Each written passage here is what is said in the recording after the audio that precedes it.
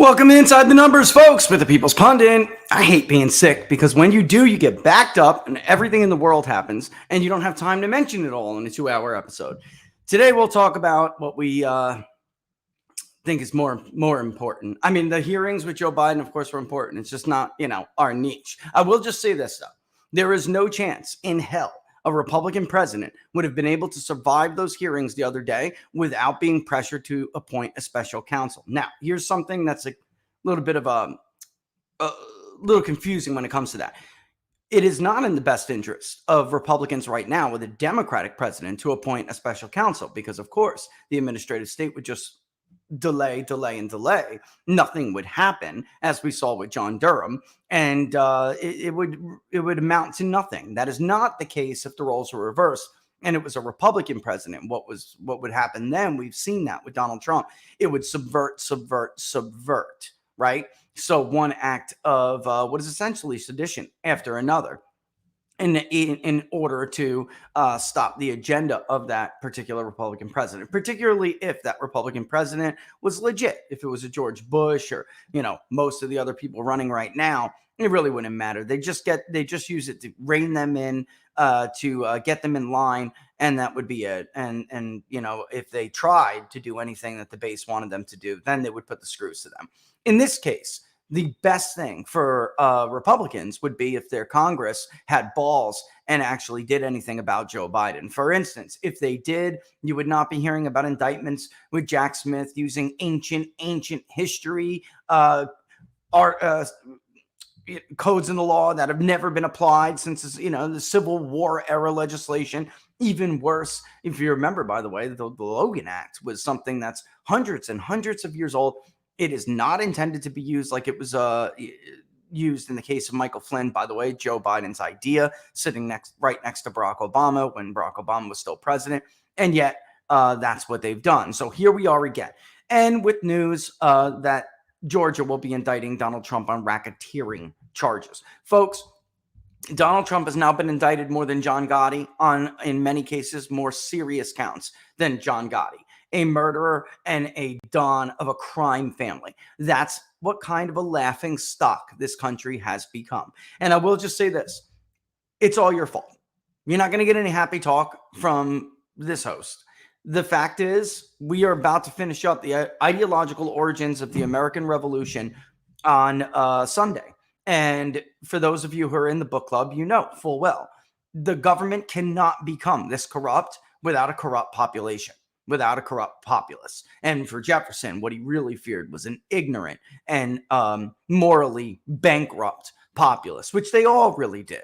And the anti-federalists, as we're closing with now in this, we're beyond the origins of the revolution and into how do you reconcile those ideologies and those radical beliefs that were implemented during the revolution when you're trying to, in fact, create a national government. And of course, the Federalists said we need it or else this country wouldn't survive. And the Anti-Federalists said, but this could happen without the watchful eye of the public. These new ministers could become corrupt. If they become a cabal or a faction, they could be used at the behest of the president to destroy political opponents. Even the legislature will be rendered ineffective. They'll be too busy bringing home the bacon, sucking up all the goodies for their own districts, running up national debt to skyrocketing levels that could never be paid off. Essentially, everything Patrick Henry and other anti-federalists, George Mason, warned about has come true. And it is our fault. It's the generations before us, without a doubt. We were dealt a really crappy hand for all the crap that's talked about. Millennials and Generation X. We were handed a really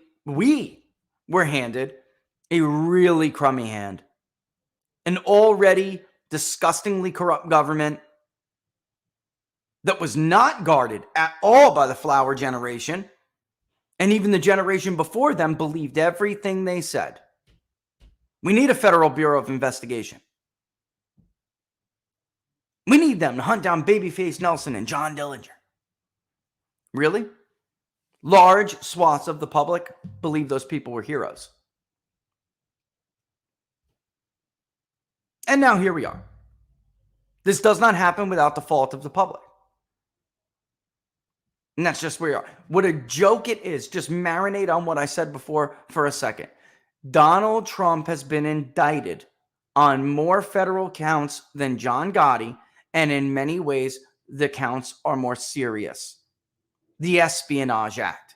He will soon be charged with some obscure Civil War era law about sedition, when there was an actual seditious plan to first of all, prevent his presidency, and then undermine it the entire time he was president.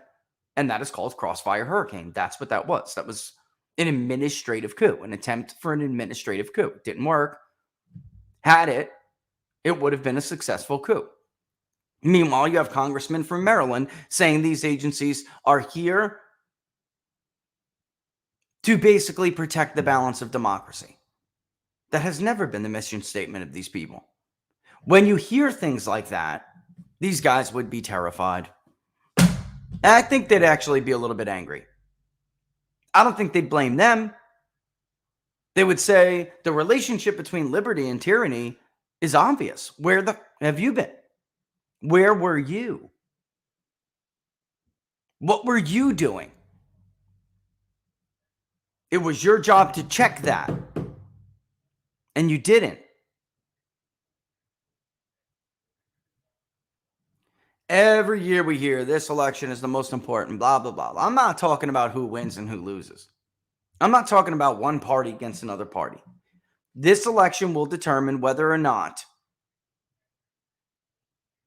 the population is even allowed to determine, elect its own leader anymore.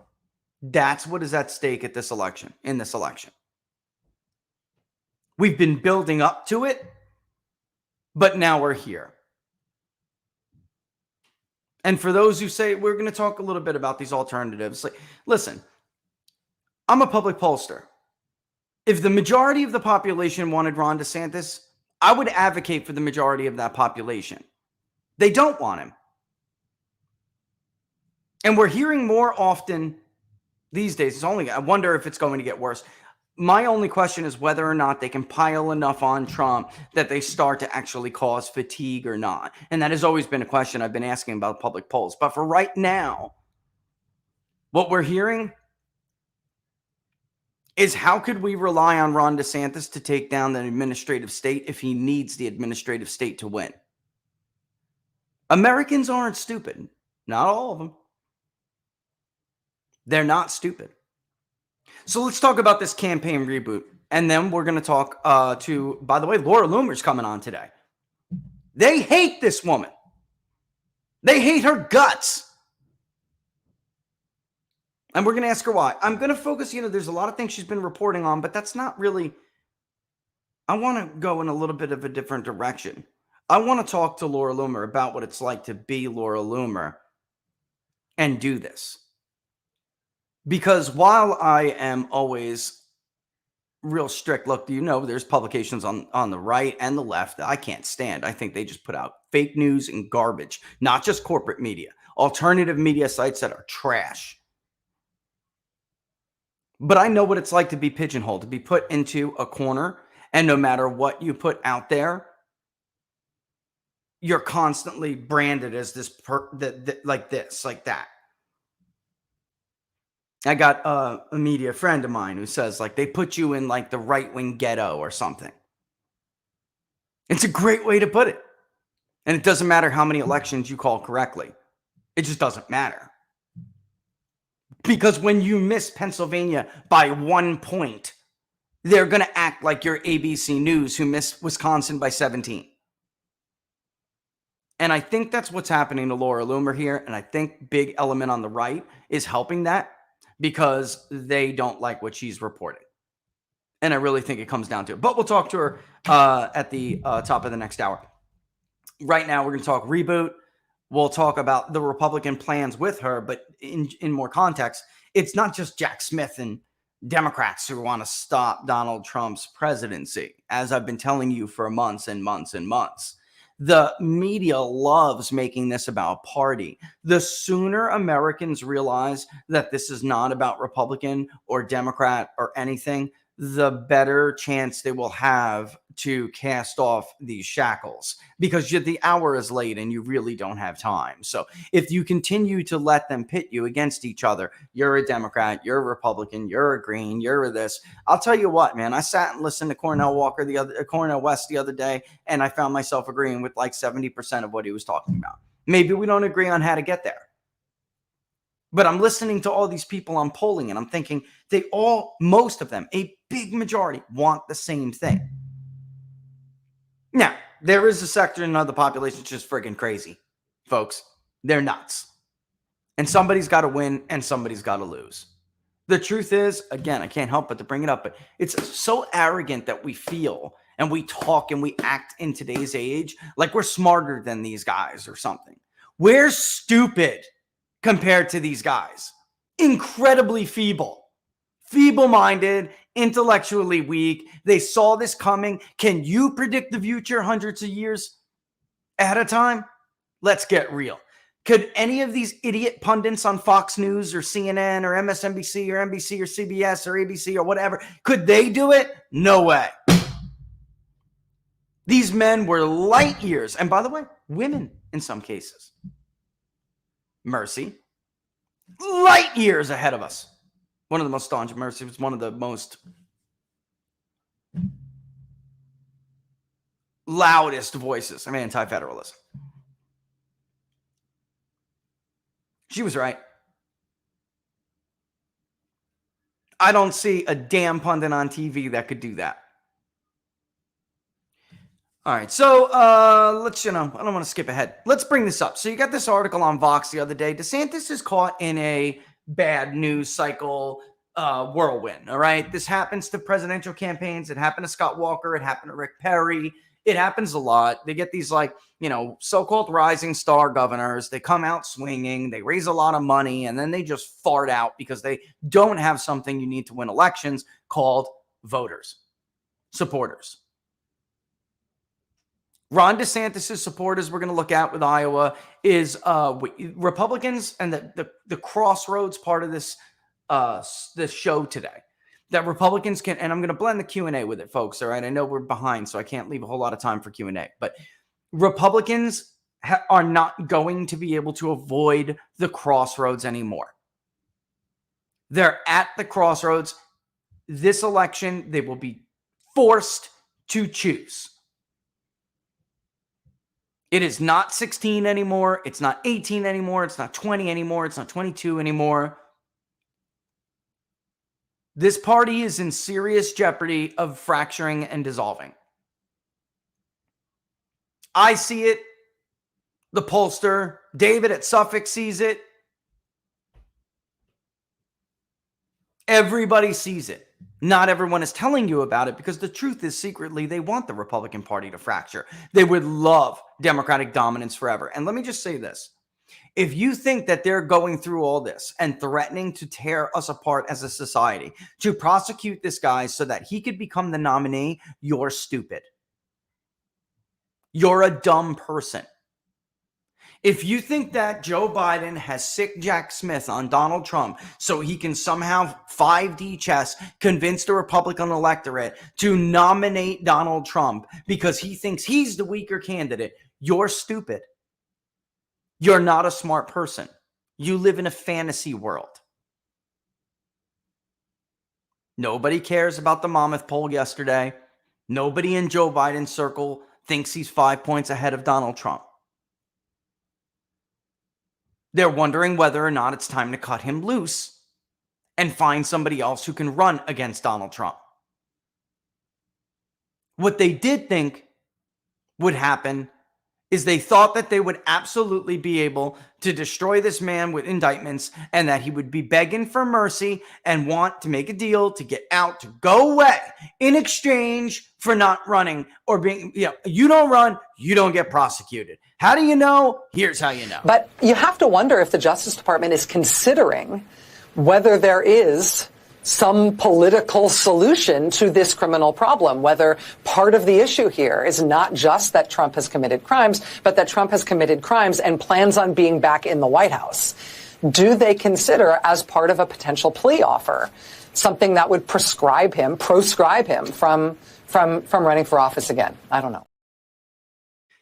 If Rush Limbaugh was alive, he would tell you, don't try to put words in your enemy's mouth. When they tell you what they mean, what they truly mean, learn how to recognize it, and don't put words in their mouth because you think it helps you. Listen to it. Take their word for it. When they tell you they want to destroy you and imprison you, take their word for it. When they tell you that maybe they would let you out of this threat of spending the rest of your life in a federal prison, take their word for it. So DeSantis is caught in this loop because he expected, as I told you 6 months ago, even though his team ran to favorable news media outlets to deny what I was saying. And I told you back then, when someone fabricates something in order to deny it, like, for instance, when they took what I was alleging and then added to those accusations in order to deny the additions to those accusations, they are lying to you. So when I say A and B, and they say, I heard A, B, and C, and then deny C, they're lying to you. He has always counted on Donald Trump being indicted and forced out of the race. Don't tell me that's not why so many people who were previously on the Trump train jumped off it to join DeSantis. I know it is. I've spoken with them. Some of them are friends. Believe me, Steve Cortez did not think at this moment in time Trump would still have a 38, 40-point lead on him. 30 to 40-point lead on him. He thought that he would be diminished by now. He thought he would be ahead in Florida. So you got DeSantis caught in these just terrible, very bad media, which causes him again to reboot. All candidates reboot. All campaigns reboot. They just don't reboot every 2 weeks. So here we go, because is it really a reboot? Is going on Russell Brand? Is going on Jake Tapper, and then praising Jake Tapper, by the way. The man who brought the dossier, the Steele dossier, into the mainstream media. The very first person to mention the Steele dossier.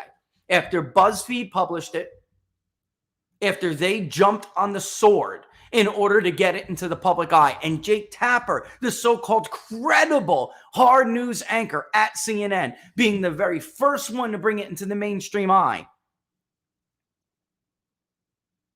is going on him and praising him as someone who still seeks the truth. Is that a reboot? We'll see how DeSantis does on Russell Brand today. I'll be interested to see that. But I'm reading this article, and I don't hear reboot. Not really. Let's do it. And by the way, we've heard reboot now 2 other times. This is the 3rd reboot in 2 months. Or the 3rd reboot in like 6, 7 weeks. Let's be fair and say 8. 2 months. Let's be fair. So we're averaging a reboot every slightly over 14 days. And it hasn't really been a reboot. There has been some changes in strategy, but the overall tenor of the campaign, the overall reliance on certain things that the campaign has done, it has not rebooted. Now, what they're talking about here is a shift away from the gamble they made that his time as governor during COVID would set him aside. They're leaving the Florida centered focus behind. And ironically, and we'll have Loomer on in about 40 minutes, ironically, we're doing that as there are real serious questions about his tenure as Florida. Listen, folks, I lived in Florida for almost 2 decades. I love it. It is my adopted home state. But God forbid they get hit with a major hurricane right now. We're headed into hurricane season. It ends in October, roughly. I hope to the God that a Hurricane Irma or something like that does not hit Florida right now. The insurance crisis that is just beneath the surface which, by the way, everyone hate. Again, this is something with Loomer I got to bring up. Everyone hates this woman. Everyone hates her. There were reports about this, but there wasn't really in the conversation. Now it's in the conversation. Who did that? So you can call Loomer what you want to call her, but who did that? Ron DeSantis is planning a campaign reboot as he struggles to close the gap with Trump. One, again, planning a reboot. This is his third reboot. Number two, he's not struggling to close the gap with Trump. He is not closing the gap with Trump. DeSantis campaign officials tell NBC News that there will be a shift to a less of a Florida focus, more lean events, and an insurgent approach. Lean meaning they are running out of money. They can't draw big crowds like the former president. They're running out of money, so they need to slim down these events. Here's the problem with that. He's not good at lean events. He's not a personable person. I told you this months ago. He is not a good retail politician. He's not likable. He's not relatable. He's weird. He's awkward. And of course you want to shift away from Florida now because nobody cared about the COVID pitch. And I told, again, I'm doing a victory lap today. I'm doing a victory lap, not because anything's over, this is over, that's over. I'm doing a victory lap because everything I told you that I have been disgustingly attacked over for months has come true and is coming true. The reason COVID didn't work is because it wasn't true. It's because you cannot attack the president who 2 weeks after the initial slow the spread nonsense was telling everybody we need to go back into our churches. We need to go and celebrate Easter. We can't have the cure worse than the disease. While this guy was telling spring breakers, maybe come back next year. Let's see if it's better by then. Was threatening to take the liquor licenses away from bars. You can't go after Donald Trump with the vaccine if you make a whole event on Fox and Friends about jabbing the oldest World War II veteran in the country, or in Florida at least, with the very first Pfizer COVID vaccine, with a shit-eating grin on your face, ear to ear,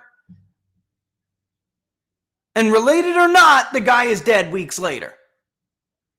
The truth has always been this with COVID. There are no political heroes with COVID. The heroes were you and me and you and your neighbor and your coworkers, others who stood up and said, this is ridiculous. This doesn't work. That doesn't work. There's no real science behind it. This isn't a real scientific consensus. This is a bought and paid for consensus. The doctors who gave up their professions to speak up. Not a governor from Florida.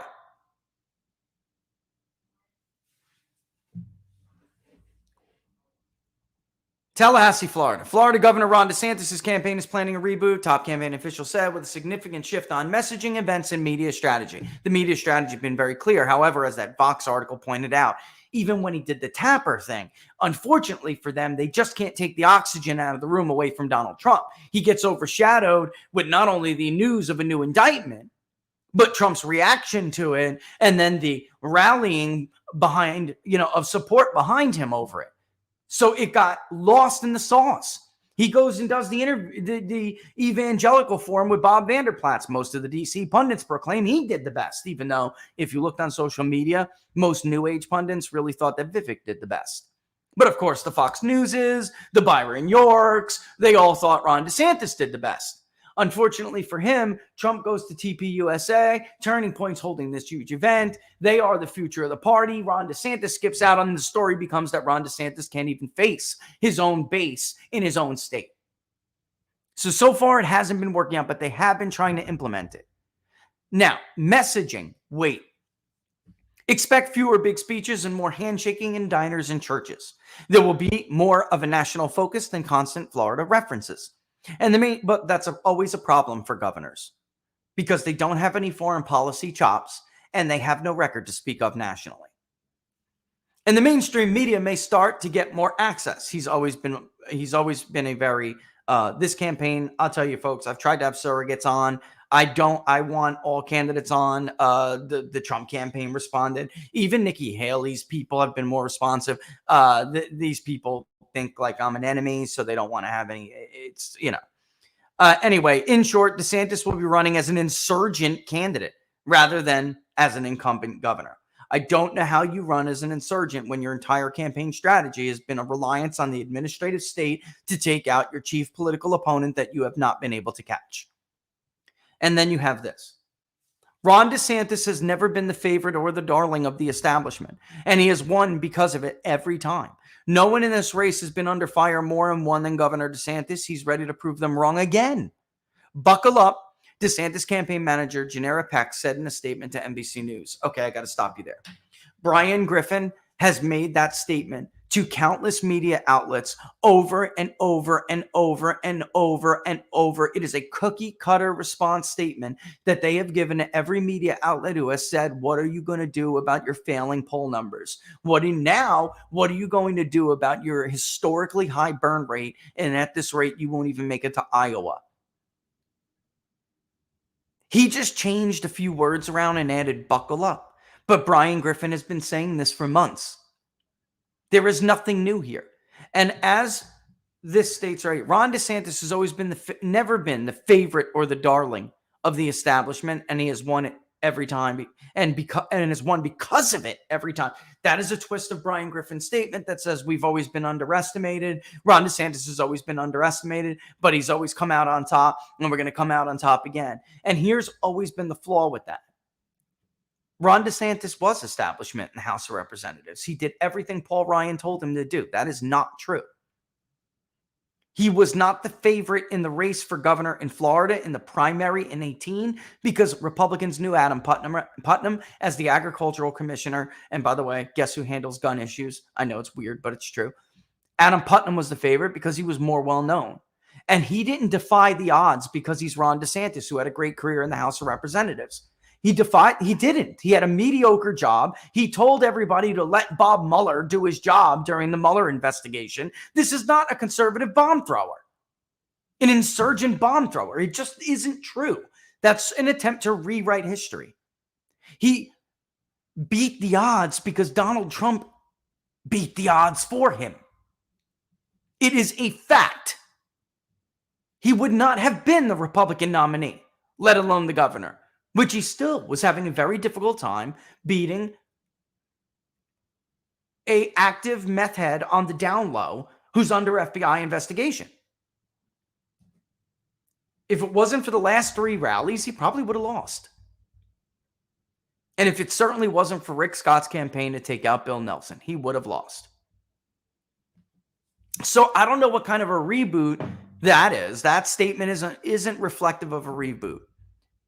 It's the same cookie cutter statement we've heard out of Brian Griffin for months now, only reshaped, recut a little bit. That's it, guys. Campaign filings show that DeSantis' campaign needs to figure out how to bring in more money and spend less. It fired roughly a dozen staffers last week. Donors and allies are pressing for a change. The poll numbers are stagnant, and rival GOP presidential candidates are smelling blood in the water. All right. I don't want to go to it yet, but I will tell you this. I told you when we released Iowa last week, the poll in Iowa, that Tim Scott looked like Marco Rubio to me. I remember what it looked like. First, some support pops up in areas like Iowa City. Okay? Then maybe you see some intrusion on the Republican candidate establishment's favorite candidate or favorite candidate. You see some intrusion and support in the Ames area. And that's what Tim Scott looks like right now to me. Even hell, a little bit in Cedar Rapids.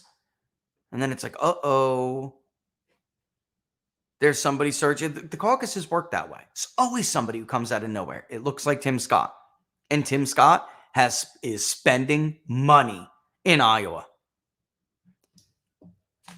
Downright low is how a source who was present when the staffers were fired described morale these days. The entire campaign is on the brink, the person said. I've never seen anything like it. Folks, Ron DeSantis' campaign has a burn rate that makes Scott Walker's campaign look like they were frugal. Cheap. The reboot is notable for a candidate who was perhaps the most widely expected GOP entrant into the 2024 race. While DeSantis has maintained his second place ranking in the polls, he has been unable to close the gap with the frontrunner, former President Donald Trump. I have to speak to the Kaplan poll that came out yesterday. I see people already commenting on it.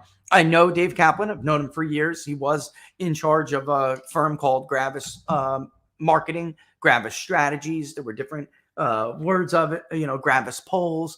There were different names for it. Chris Wilson is right when he says on Twitter, and he has been attacking Doug Kaplan and those who are pushing the poll. Paul Bedard wrote about it in the Washington Times, or the Washington Examiner, excuse me. And it is true that Kaplan was the one who put out the poll in 2022 that showed Chris competitive with Ron DeSantis, I think even a little ahead. And then, of course, Chris lost by 18 points.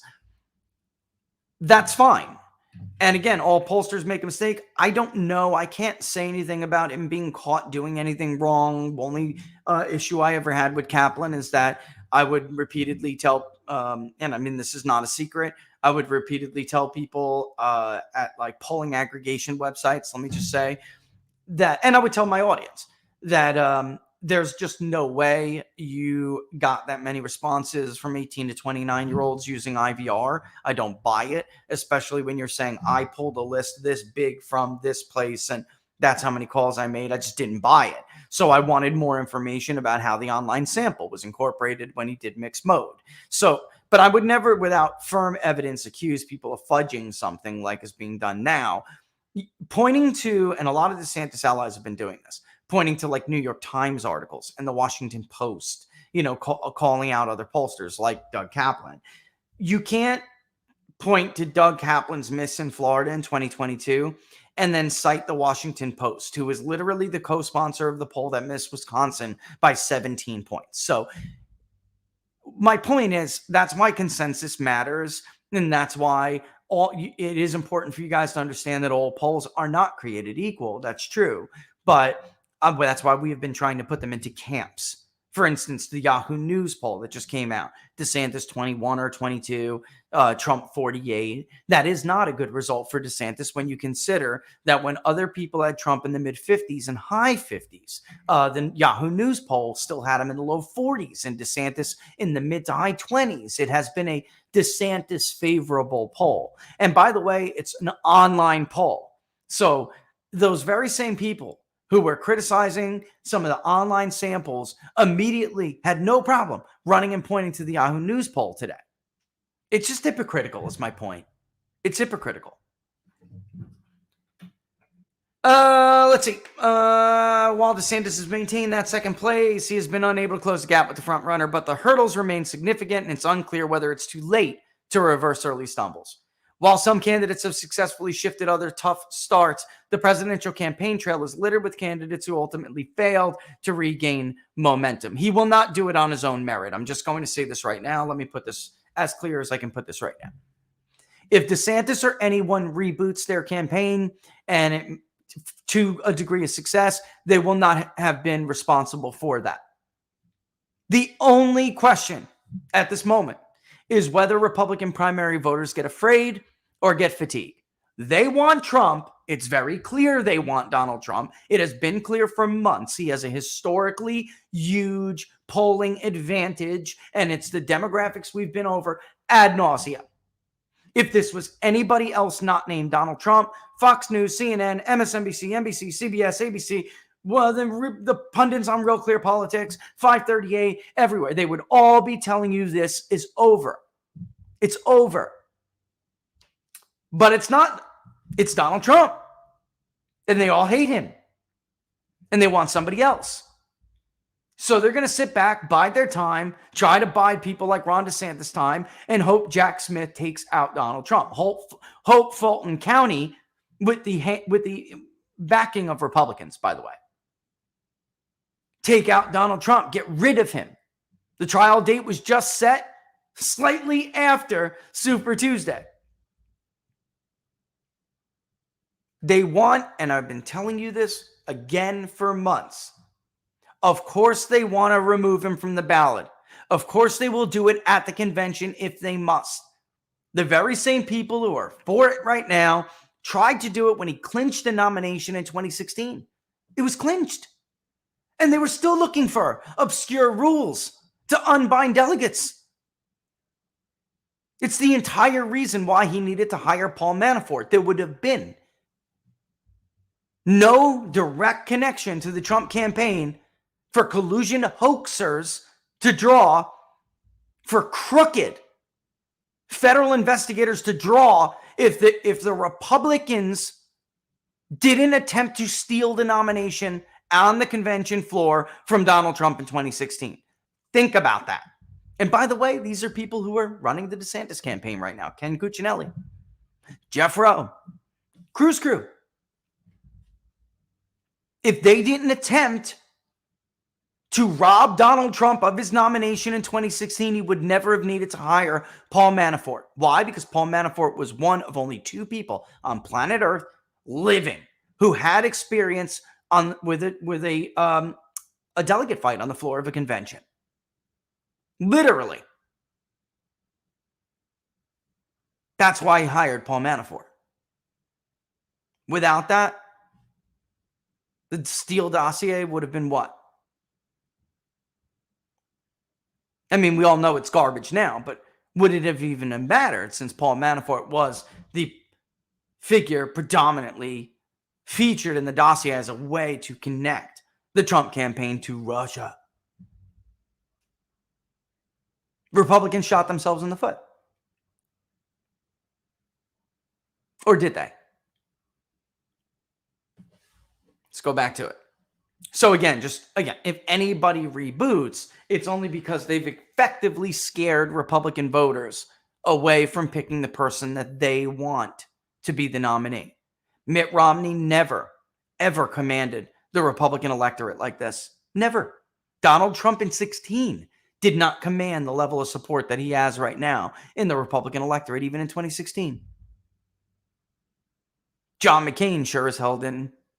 George W. Bush didn't.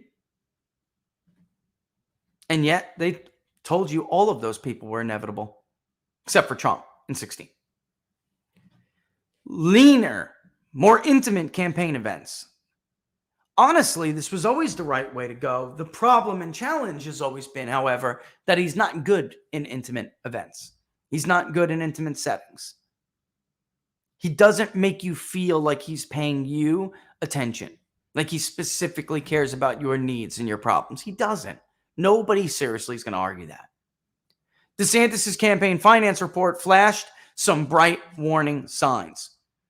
Although he raised more than $20 million from mid-May to the end of June, more than any other GOP presidential candidate, more than 2/3 of that money came from donors who gave the legal limit and can't donate again. He also spent about 40% of what he raised with 92 people on the payroll. Here's another issue I want to bring up. I'm trying to bring as many topics and responses in the show as I can. It's 12:40 and I'm almost to the end of the hour. Steve Deese is a great example of it right now. I see it on his Twitter feed right now, but it is something that comes from the DeSantis campaign constantly and routinely. They say things like, it's only the metric of polling that shows Donald Trump ahead. By no other metric, campaign metric, does it suggest he's winning. That's simply false. I'm going to bring this up again. I'm going to say this a million times. Again, this is what happens when people out of nowhere come out and pretend like they're campaign experts or something, or psephologists, you know.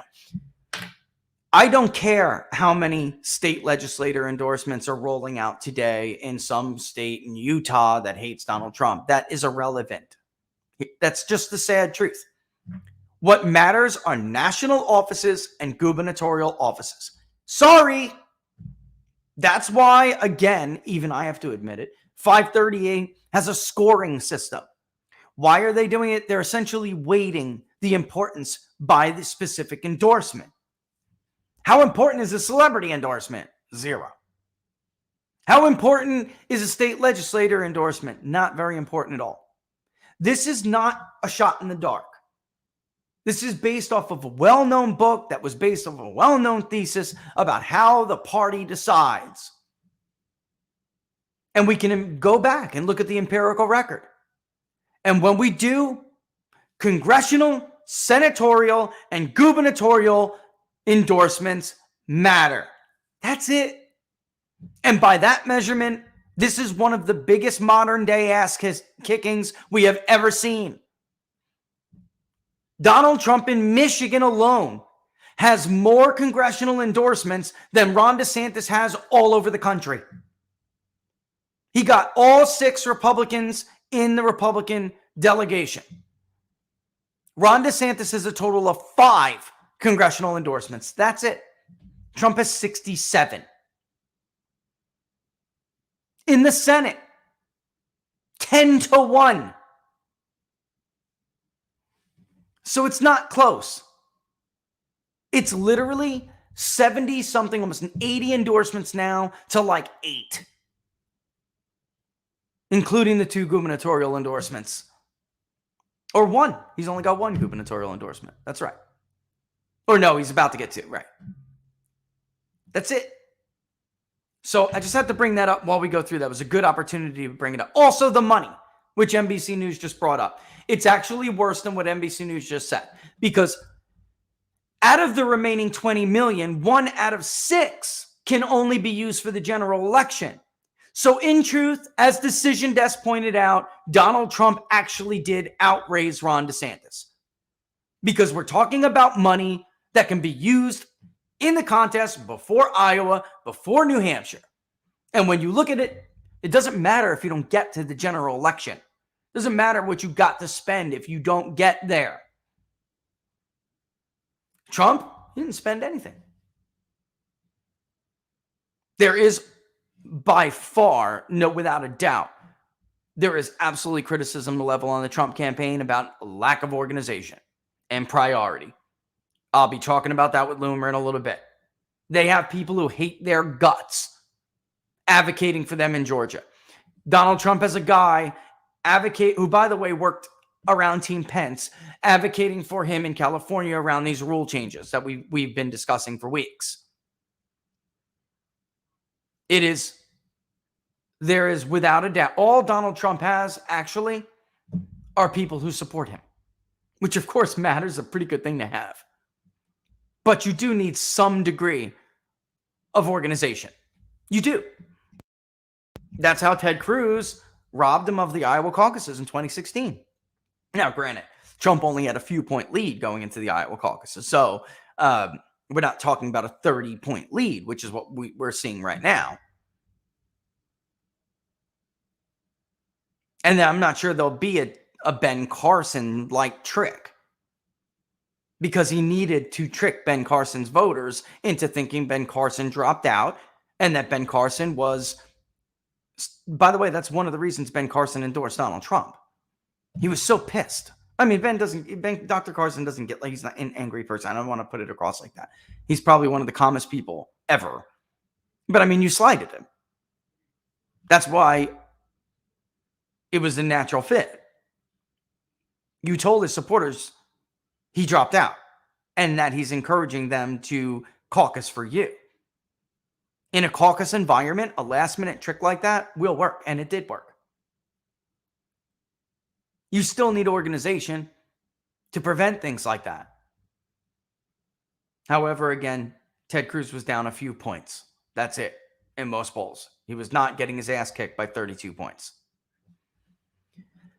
All right, let's bring it back up.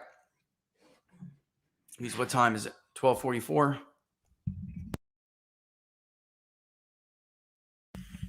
Other candidates, including Tim Scott and South Carolina businessman Vivek Ramaswamy, North Dakota Governor Doug Burgum, former UN Ambassador Nikki Haley, and even Trump, all had higher spending rates than DeSantis, but with less cash in the bank, $12.2 million to Trump's $22.5 million, and the high number of maxed out donors, solvency became a real question. The full extent of the campaign's dire financial picture became clear to the broader team only after the June 30 end-of-quarter reporting deadline, said 2 sources familiar with the situation who asked to remain anonymous because they weren't authorized to share information on behalf of the campaign. That is such an important paragraph. What it's telling you is this so-called I can run things better. Look at how I run in things in Florida, but I couldn't launch a campaign, or, Trump does so bad with personnel and this and that. You really kind of put the credibility of your argument at risk when you have people spending money, Jeff Rowe and others making money hand over fist, stuffing his piggy bank to the brim, and your campaign people aren't protecting you enough to know that the picture is that dire. They had a burn rate that high, and they had such a problem with donations, low dollar donations. They only became aware of it on June 30th. Folks, that's 20 days ago. Only when they were forced to actually go and file and put the numbers down and start itemizing stuff. That tells you they had so much money, they thought it would be pigs in a trough, and nobody was really paying attention to it. They got lucky here. And honestly, it's so bad. They need to coast at this point because they don't have enough low dollars coming in. Their percent from low dollar was pathetic. It's a shoestring budget now. They got the firm who we have talked about over and over again out walking in Central Valley, California right now, leaving door literature. They got people walking all over the Palmetto State. They're paying the firm that is currently being sued for faking data millions of dollars to walk right now. The campaign postponed paying some of its outstanding bills until the end of June, in part. So its second quarter financial report would show more money in the bank. Of course, that's a trick, an old trick. You have money that you need to pay out, but you don't pay it. I'll tell you what, we've had people ask us that all the time. I hate working for campaigns. It's the truth. I don't like it. I don't like it. It takes the ability to tell you about a campaign off the table. That's number one, which I view as my primary job. And number two, this stuff. You owe me money. Pay the money. Listen, there's a lot of people on Team DeSantis who have a very long history of not paying their bills and being sued for it. If I was a vendor, I'd be pretty worried if all of a sudden I got a call. You mind if I not pay my bill for a week or two? I don't know. Here we go again. It's not an uncommon practice. It's not for campaigns running up against big reporting deadlines, but it can obscure larger issues. This is the truth. We don't know how bad it really is if they're not paying their bills. All right. If they didn't pay their bills, we won't know now for 4 months, 3 months, over 3 months. Top DeSantis aides acknowledge that the money situation has to be addressed. They plan to do it in part by cutting costs for his events. We'll stop spending $400 on chicken sandwiches at gas stations. Jesus, Brendan Dilley was right. The obsession with the gas station food and the chicken sandwiches. When he did that video, everybody thought he was just joking because he's a Trump supporter and he was just being a you know what. Obviously, he was telling the truth. How do you spend over $700 one day on chicken sandwiches at a gas station or whatever? And it wasn't just, there was a chicken place. And I've been told, actually, I'm not a fast food eater, but I've been told that one of them is actually really good chicken sandwiches. When it comes to me, I'm in Iowa. I'm going to a mom and pop diner. I'm going to I'm going to get me some country food. I'm going to get me some Bake Mac or something. I am not going, if I'm going to eat something unhealthy, it's going to be something that's Iowa homegrown, baby. It's the best thing about the Iowa caucuses is the off chance I may have to go to Iowa and get something fried from the Iowa State Fair. DeSantis won't travel less, but his campaign appearances will begin to be leaner and more intimate. This week's stop in TK, South Carolina, served as a starting point, and Laura just texted, amen, right? Iowa's awesome. And Jack Posobiec, his wife, and Laura and I were just talking about Wisconsin cheddar bites not long ago. And Iowa does it pretty well too, but you got Wisconsin right there where it's like no joke. Jack and I are at the Iowa State Fair, get in the car. We're going across the border. We're going to get some cheddar bites. Right, Jack? Woo! If I'm going to run up the cholesterol, it's going to be for the right thing, not some fried gas station sandwich, chicken sandwich. This week's stop in TKK, South Carolina, served as a starting point. He held a town hall-style event with a noticeably pared-down security presence.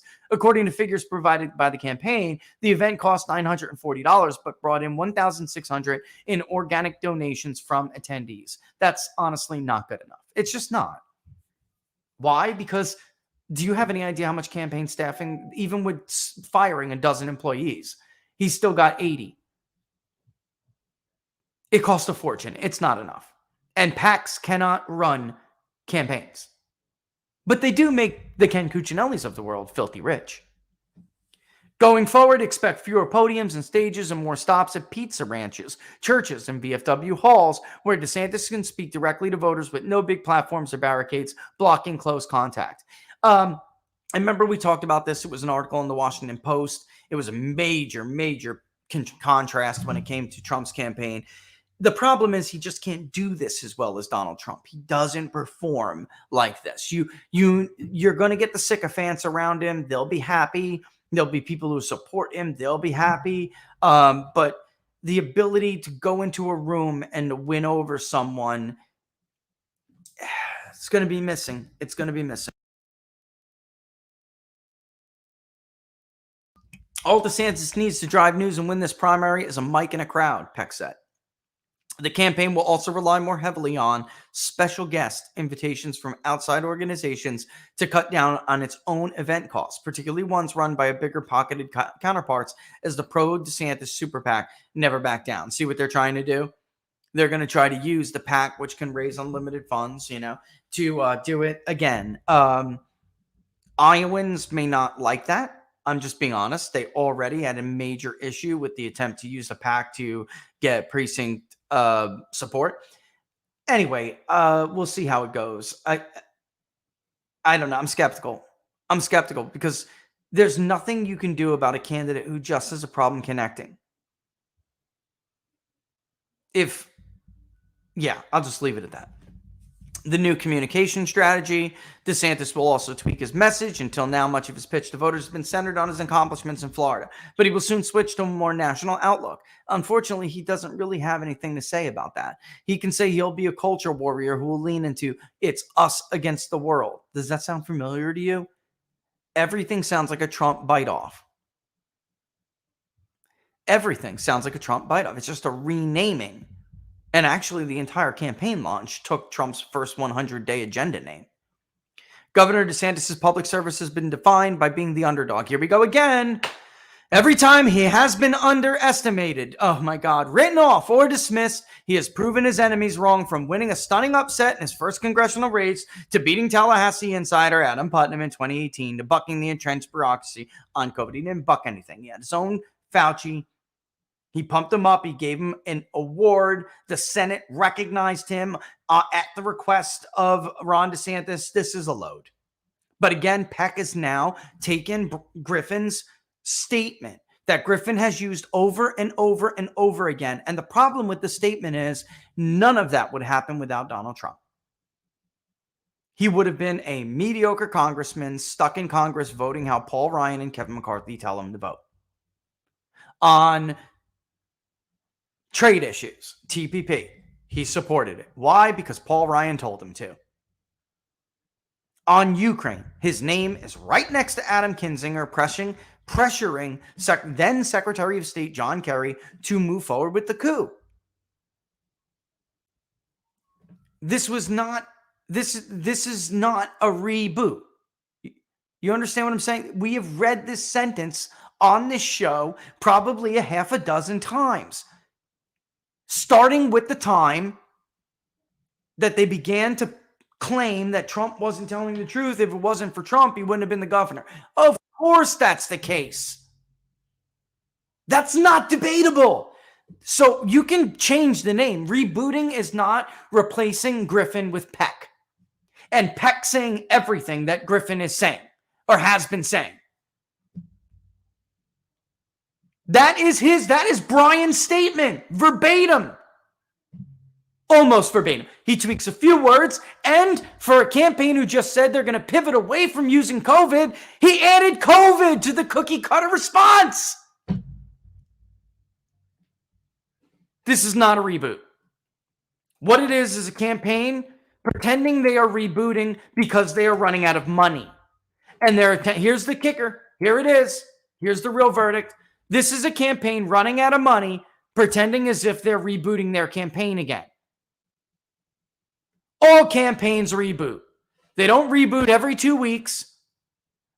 And they always, Scott Walker did the same thing. They always try to frame running out of money as a reboot. There is no messaging difference here. They are doing different media and more adversarial media. We'll see if it matters. But this isn't a real reboot, even like the ones we went over a couple of weeks ago. This is a campaign running out of money and needing to figure out what to call it. Waiting desperately for Jack Smith or some Soros-funded prosecutor in Fulton County and Kings County to indict Donald Trump enough that hopefully the Republican primary electorate gets tired of it. And if that doesn't work, they will pull something at the convention or before the convention. We cannot have a nominee who's accused of sedition. You'll see. I hate to tell you listen, that's bullcrap. And, people say, well, I hate to tell you I was right. No, I like to tell you I was right. And I'm not going to pretend otherwise. I don't like being right about things this disgusting, I guess is how I really want to put it. I don't want to be here as a country. I don't want to hear from people the way we're hearing from people polling right now.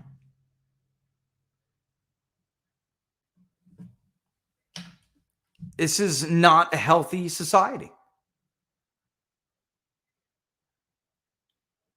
Both parties. Because if you just sit back and pretend like this is just Democrats and the deep state, and if you do that, you're part of the problem. You're part of the problem, and you have the same attitude that led us to this place to begin with. Republicans are going to hit that crossroad. They're going to have to make a choice. There's no more of this. The fence riding is over after 24. The Republican Party could be fractured again to the point that, like, what we saw happen during the Ross Perot era in 92 will look like a paper cut or like a hangnail compared to what will happen to this party. Parties, is there some law of nature that parties exist forever? That's arrogance. They've always hated their own voters. They hate the guy who actually stood up for them, and he's being prosecuted because of it. And they are actively taking the side of the people who are trying to prosecute him. And if you don't believe me, would Adam Schiff have sat around by now and let Republican presidents direct their prosecutors to indict their political opponent? Or would Adam Schiff, I don't care if he had a 1-vote majority, have already started impeachment proceedings on everybody? And it doesn't matter if you get rid of them or not. What Adam Schiff would have wanted to do was put them in front of the American public. They knew they weren't going to get it through the Senate when they did it to Trump. They didn't care. The point was to put it in front of the American public. And Republicans are cowards. And the truth is, it's more than just cowardice. They are okay with this. Do not let them tell you otherwise. It's a load of crap. Load of crap. All right. With that in mind, let's take a quick commercial break. We'll be back with Laura Loomer after the break. All right. Look, folks. It's everything we were just talking about. Authorities fear that extremists are targeting the U.S. power grid. And that's according to Time magazine. But we were just talking about weather events. God forbid, with Florida's looming insurance crisis, God forbid they get hit with a hurricane right now. It could just be incompetence and stupidity because our leaders are too busy prosecuting and trying to throw their opponents in jail instead of doing their jobs competently. If just 9 key substations would go down, it would knock out power across the country for up to 18 months. Your life would be frozen in time at the moment the power went out. You know it. That's why you need a solar generator. The new Patriot Power Generator 2000X is portable, but it's powerful enough for your phones, medical devices, even your refrigerator. And right now, you can go to 4patriots.com and get one for 10% off if you use the code TPP10, TPP10 at checkout. This code is for your first purchase only, so make it count. Use it on something that you need, like the Patriot Power Generator 2000X. Again, that's 4patriots, the number 4, patriots.com. Use the code TPP10 to get your Patriot Power Generator today. And again, real quick, send us your feedback. We love hearing from you guys. And before we get back to our damn regular schedule program, let's talk about this great new subscription offer from Jam & Bean. Right there, start my subscription. Doesn't matter what you start it with.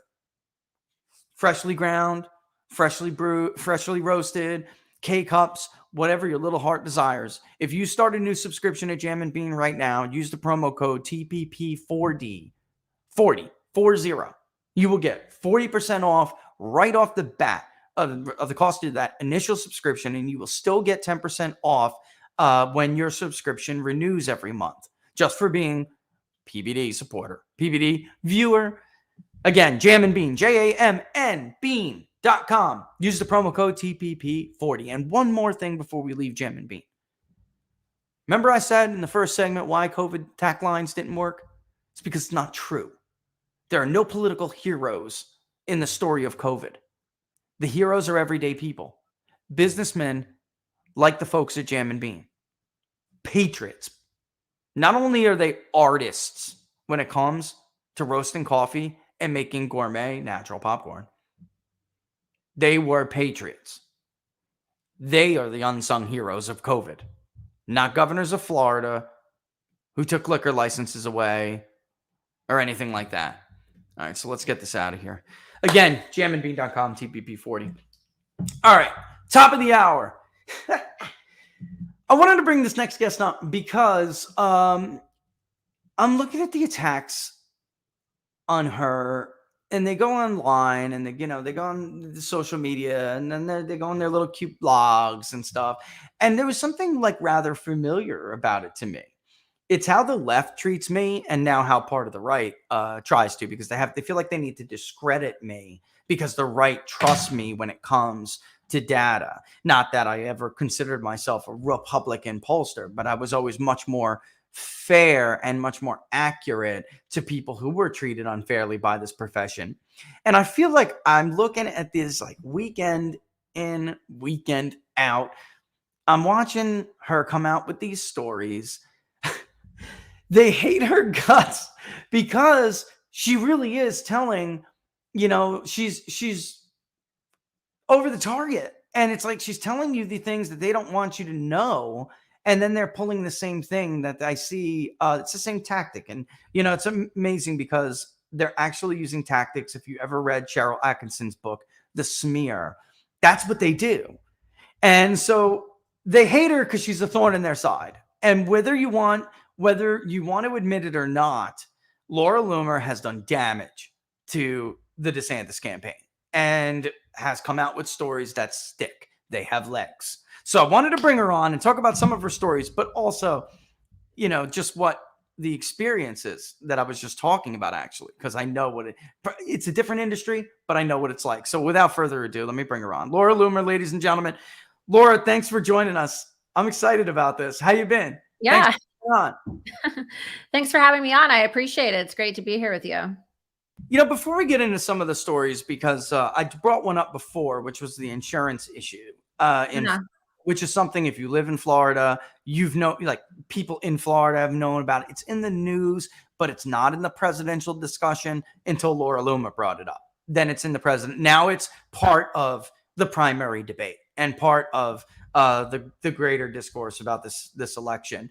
But I want to ask you, I guess, what your take is from some of the reaction that you've gotten, because I have not seen anything in these reports so far that was like untrue.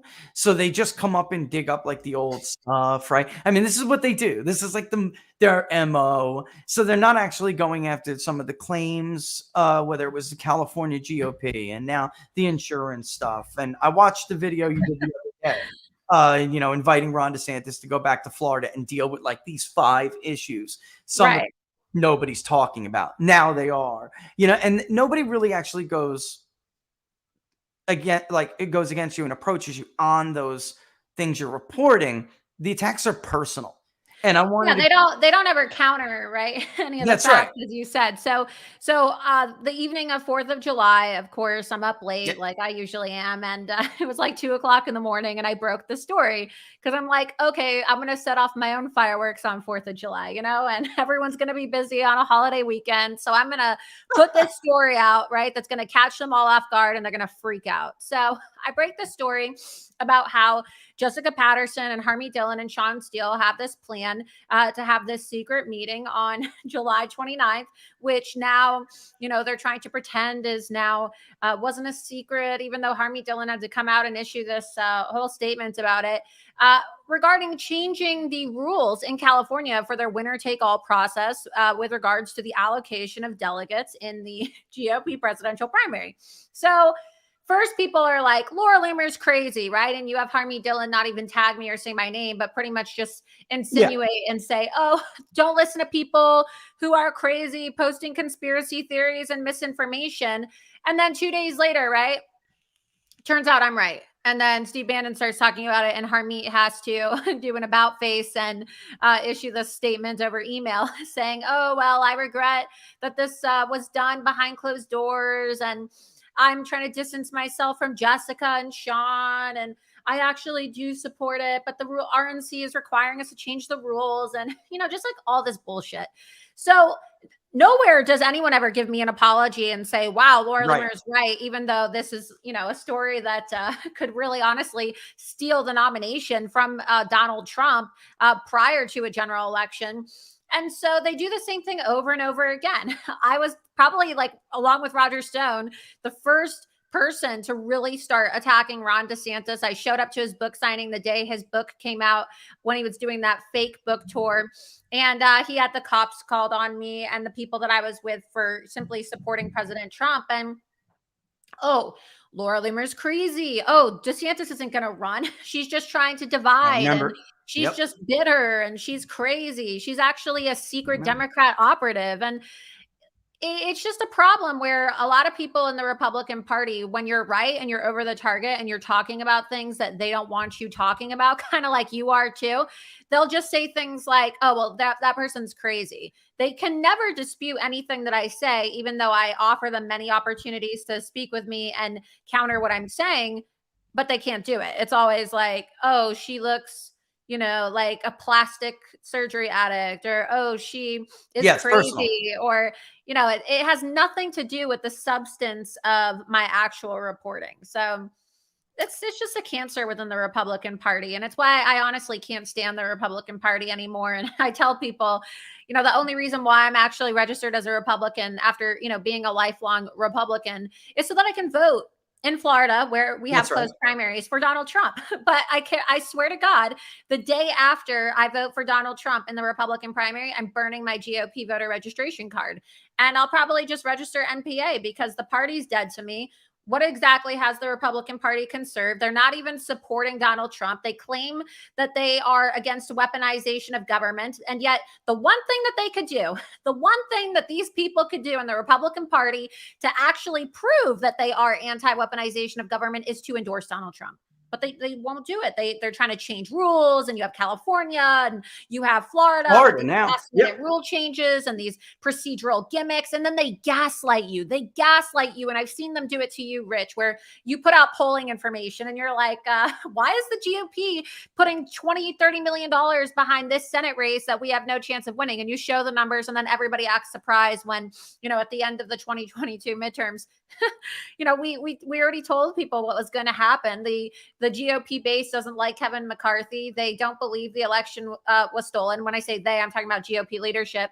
They have turned so many people off to the point where it's it's their own induced voter suppression, right? Because they're so out of touch with the GOP base. We're going to keep on losing elections in this country because of their unwillingness to address voter fraud and the fact that they have intentionally suppressed their own voters by making them have no faith in the GOP, which has made people not even have trust in our elections. And they want to blame Donald Trump, right? Instead of taking responsibility for their own actions. It's just easier to blame Trump. It is. I'm going to put something on. It'll be hard for you to see, but this is why when I said in the beginning of this, and there, by the way, there's a lot of questions for you, but this insurance thing, whether I'm looking on YouTube, Rumble, right now, it doesn't matter. This insurance thing is really bad. So I'm being bombarded right now from people with comments that over their own insurance issues. One got canceled. The other one, our daughter just has like an 06. What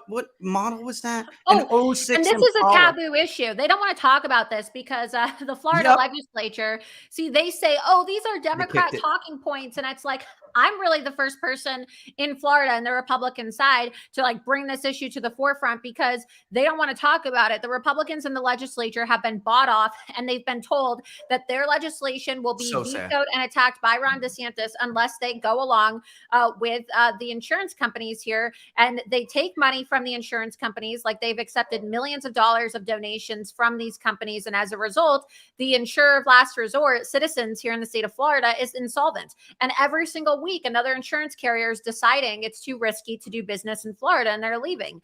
And then when I expose this, I could see in the comments, it's there. People are saying it. Another one, my homeowner's insurance was raised $1,200, no notice. It just happened. This is my auto insurance is up 63%. No tickets, no claims for decades, no kids. It just happened to me. I mean, there it is right there. There it is. So this is real. And they want to pretend like if you bring it up and you report it, it's like it's back to the personal attacks. And it's like they act like you have no business, Laura, like bringing it up. They hate when you say things that, they've deemed not to be spoken about in public, right? And the California GOP is really bad with this too. That's why they came at you so hard. The truth is Jessica Patterson's been talking about this for months and months and months. And that's the rule change she wanted because she wants to dilute the delegate count on March 5th. She doesn't want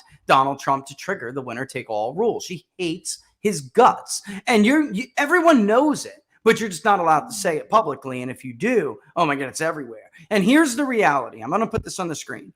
This is Iowa. Suffolk, not exactly a right-leaning pollster, right? Not like, you can't put him in the category. You can't put David in the category with me, right? But we both found the same thing. Trump's voters will not, and here, let me scroll down. Trump's voters will not just automatically go to Ron DeSantis or somebody else's candidate. Iowa goes back to being a battleground state, Laura. Iowa. Okay. Ohio, they had Ron DeSantis barely up. And that's Suffolk. It's the same exact number that we found. Trump is up comfortably. Ron DeSantis is not. Why? When you look into the numbers, Trump will take every single DeSantis voter in a general election. But but Trump's voters do not do that with Ron DeSantis. They either won't vote or they may vote third party. So this is real. And yet we hear things like electability and you're crazy if you think that Trump is more electable. I want to ask you, aside from the reporting, why? I mean, is it an electability thing? Is it policy? Like so many people stab Trump in the back and you haven't. So I'm curious as to why like your support for Trump, just has been so solid, or really like unwavering because I'm curious as a pollster, I'm curious, what your take is. I ask voters this every day. So I've always been a Trump supporter. A lot of people don't know my background because I was so viciously deplatformed and, completely digitally exterminated on every platform for the last, I'd say, almost 7 years across various platforms. I was banned on Twitter for 5 years and only just got my account back in December. But I worked undercover with Project Veritas, undercover in the Hillary Clinton campaign, exposing her and working to get Donald Trump elected when I worked for Project Veritas back in 2015 and 16. And I just like how he is unfiltered. And I just feel that he speaks to the American people, and he's not a polished politician. And also, given my own personal experiences, I like people who are targeted. I like people who are persecuted. I like people who are the underdog. silenced by big tech, because it shows me that they are doing something right. Because you're not going to be deplatformed online or have this much vitriol against you unless you're doing something right. And so for me, I can relate. There's not many people in the country who can relate to having that type of persecution. And as somebody who's been banned from my bank accounts and been deplatformed on payment processors and every social media site, and had my own election interfered in by total censorship and the telecommunication companies, I see a lot of myself in Donald Trump, right? And so he's a fighter, and I can relate to what it's like. And for me, it makes me like him even more, because I know how pissed off I get the more I'm attacked, and the more they attack Donald Trump and try to deprive him of rights, and they try to suppress his message. It honestly triggers me, it gives me like a form. And I don't know if it's like PTSD or what it is, but it like gives me a visceral reaction, an emotional reaction.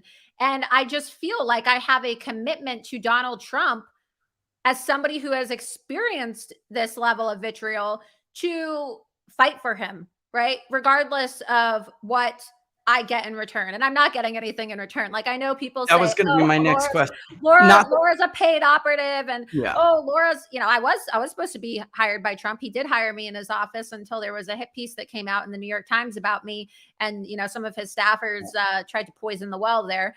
But no, I really do believe that he's the best person to get the job done.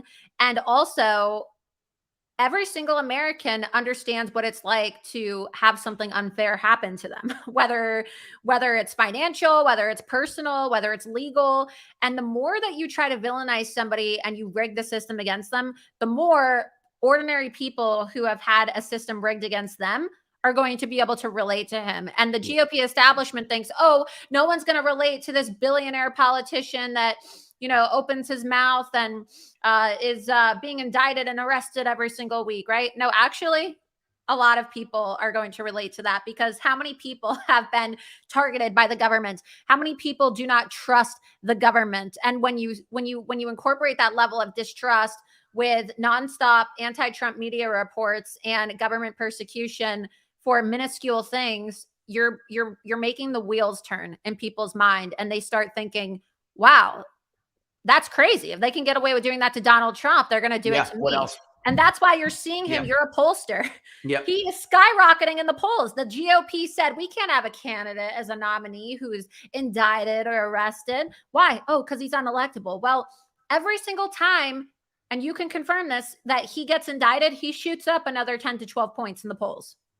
I got a running theory, which is, in 2016, he had a slight edge. In 2020, Joe Biden had a slight edge, right? But there was, even though I thought it would be much closer than the media, suggested. And then at the end of the day, we actually our polling was a little bit too favorable to Democratic turnout. So if that wasn't the case, without getting into 2020 and the nonsense anomalies, it gave me more reason to think that something went awry, or something was just like, these signatures are not going to match if we look at these signatures, because our polling was modeling something different, right? So Wisconsin, we only had Joe Biden slightly ahead because we thought Democrats would have a turnout advantage of about 3 points. They didn't. Republicans had a 1 point turnout advantage. So had we remodeled that, Trump would have won Wisconsin. So, but 2024 is totally different, Laura. And I got a running theory, like all of these groups that he never won, but you would think, definitely the coalition Republicans have always said they wanted. More of the working underclass and families, more black and brown voters, more younger voters. And it's not just like you see the DeSantis polls, they're putting out nonsense that these polls can't be right. Trump isn't doing that well with young people. No, he is. And I got this running idea. It's that they're making him like a Nelson Mandela like figure. And especially for non-whites, that are younger. Their connection to the Democratic Party is not as strong as like their older aunts and uncles and grandparents. Not only that though, too, but like a lot of young people. I mean, look, I'm 30 years old. I just turned 30. And so when I was finishing college, all this woke stuff, right? In 2015, when I ended up getting kicked out and went to go work for Project Veritas, that's when all of this stuff really started to take root. But imagine how all these young people feel like dealing with this type of persecution. Yes, you're told that's that you're not going to be able to They have know a what it's American like. dream if you're a white conservative. They also know what it's like. And so right. you have an entire generation of people that are told that they are never going to succeed and they are never going to have anything because of the color of their skin and because of who they are, like whether they're a male or a female. And they're being told to live in a reality that is completely backward. And there's a lot of young people that still understand that this is wrong, right? There's young people who clearly understand there's two genders, and they find it to be insane when you have all this LGBTQ propaganda shoved down their throat. There's young people who work their ass off. They're working 40 to 70 hours per week, and they're making $15 or maybe $20 per hour. And they're finding that no matter how hard they work, they're never going to have enough money to get married and have kids and have a house. Donald Trump is the only GOP candidate like in this lineup, right, of candidates who have filed for president, Rich, who is talking about affordable homeownership for young people. He's the only one. He's the only one talking about it. Somebody just said, you know, that you probably deserve credit for getting him to talk about that too, to focus on the insurance meltdown in Florida. Somebody else said, you know, without Loomer, Gillum would have won. That's true. And by the way, for those who don't know, Laura Loomer almost beat a sitting congressman who is like liked by the establishment a lot. Dan Webster was floated as a replacement before Paul Ryan when Kevin McCarthy couldn't get the votes years ago, and Paul Ryan became the speaker. What was his name? David Jolly. He had floated his name, and I talked to a lot of lawmakers who said, yeah, I would vote for Dan. I would. And you, even with all of the depersoning, you know, the deplatforming, you still got over 44% of the vote. You almost beat him. Listen, if I had any social media, because mind you, nobody ever wants to talk about this. The GOP lies about me and they say, oh, she can't win an election. First of all, okay, Dan Webster had the lowest margin of victory of any GOP incumbents in the state of Florida. I out fundraised him every single quarter, and I only came within 5,800 votes. I do believe I won that election. I mean, it was contested, and at 99% reporting, the media was about to call it for me. I mean, you can look at the screenshots online of everyone saying, oh my God, Laura's going to be in Congress. And then all of a sudden, the computers in Orange County, Florida crash, and then 5,800 mail-in ballots get inserted for my opponent. It's statistically improbable that all 5,800 of those went to my opponent and none of them went to me. And so the same thing they did to Donald Trump. Yeah, the same thing that they did to Donald Trump. And they don't fight for me. You don't see anyone fighting for me. This is a guy who literally did not support Donald Trump. He skipped the vote on the second impeachment, Rich. He was the only Republican who skipped the vote on the January 6th committee, okay? And he voted to send $40 billion to Ukraine, and the GOP chose him over me, even though I had overwhelming support from the grassroots. But this is why, you know, you don't have good people running for office, because you have people that put everything into it. They sacrifice anything that they have. And it's not like I'm a rich person, but I, you know, put any savings that I had into running for office. And what? No one's going to fight for me. No one's going to speak out about the deplatforming and the fact that Comcast banned my campaign from sending texts and emails. It's just, it's an abomination. And then they wonder why I'm so angry all the time. I have a right to be angry. Every single person in this country has a right to be angry. And if you're not fuming out of every orifice of your body from the moment you go to bed to the moment you wake up in the morning, then there's something wrong with you, because you should be furious. You should be so pissed off about what's happening in this country. Yeah, I started the show and I always lose viewers when I do it, but it's true. You know, the government, we did not just wake up one day and the government was this corrupt. You're mad about the Fulton County indictment. Oh, I want to talk to you about that, by the way. You're mad about the Fulton County indictment. You're mad about Alvin Bragg. You're mad about Jack Smith. Like, this is on us. This is on us. A government doesn't get this corrupt without cultural rot or a populace that is just not paying attention or holding them accountable. I mean, the founders gave us every tool in the book to be able to rein this in. We never exercise it. We never use it. But I want to talk about the Republican efforts, because this is really, you can relate to it. We're always like hearing about Jack Smith is this, Jack Smith is that. The truth is, the media loves when they make these arguments about party, because then they can bring on some like Trump appointed Republican prosecutor to defend Jack Smith. The truth is, Republicans want him gone too. They do. And look at what's going on in Fulton County right now. When we went over the California GOP issue, I'm like thinking in my head, there's no way that the people who purportedly are for Trump's campaign are this stupid. They have to be trying to sabotage him intentionally. There's no way you would advocate for that rule change if you have a brain in your head. And then looking at Fulton County, if you could just go over it, because I saw your tweet before, if you could just go over it. We expect him to be indicted on some racketeering charge. This is crazy, Laura. Now he's been indicted more than John Gotti, and with worse crimes. This is nuts. It's ludicrous. But if you could just give people a rundown on what to expect out of Georgia and then the players. So let me put the name on here too, because they just brought on this new advisor. So it's important for people to see how this plays out, because as I've been telling everybody, look, Ron DeSantis has been planning his run for over 2 years. Okay. Ron DeSantis has been hoping, there's reports that date back to June of 2022 about how, Ron DeSantis is hoping that Donald Trump, he's waiting in the corner with his knives sharpened for Donald Trump to be indicted over January 6th so that he can run. And then as of this morning, it's been announced that Ron DeSantis is bringing on Cody Hall as a senior communications advisor to his presidential campaign. And Cody Hall is currently also a senior political advisor to Brian Kemp, the Georgia governor that doesn't believe the election was stolen, who just came out last week and said, I'm not running for president, but I'll tell you right now, you cannot win a general election if you don't win Georgia. Nope. So, of course, they're already trying to stack the deck against Trump with indictments, and now they're bringing on advisors from Kemp's office, and we know that Kemp and Raffensperger are in close communication. So they're trying to rig this election, whether it's through lawfare or legal issues in the state of Georgia, or it's rule changes and procedural gimmicks in the California GOP, whether it's trying to force Donald Trump through his own ego off the ballot in the state of Florida by changing the rules, as the Florida GOP just did. Don't just think that Donald Trump is going to secure the nomination. Yes, he is ahead in the polls, okay? But there's still a brokered convention. There is such thing as a delegate heist.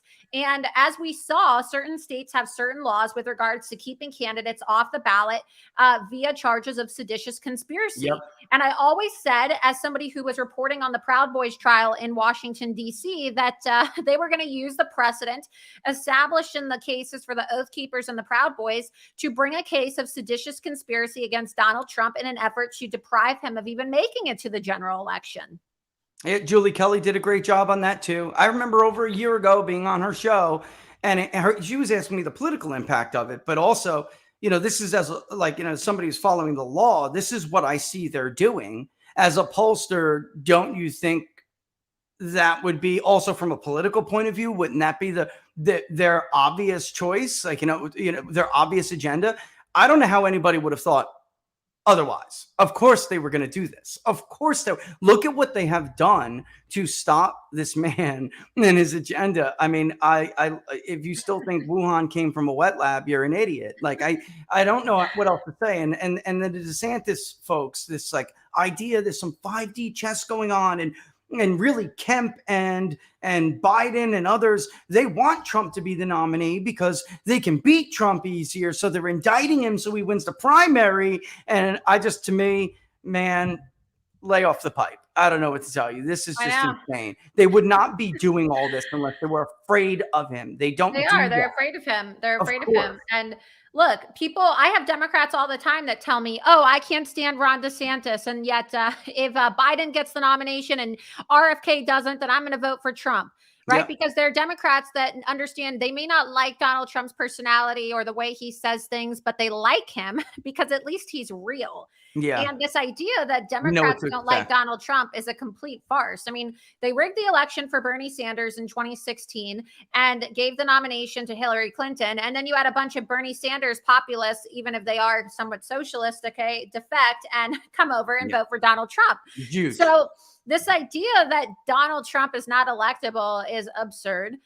This idea that Americans are going to somehow frown upon him for being indicted is also ridiculous. I mean, I've been arrested 3 times. I don't know if you've ever been arrested, but I have been arrested personally 3 times.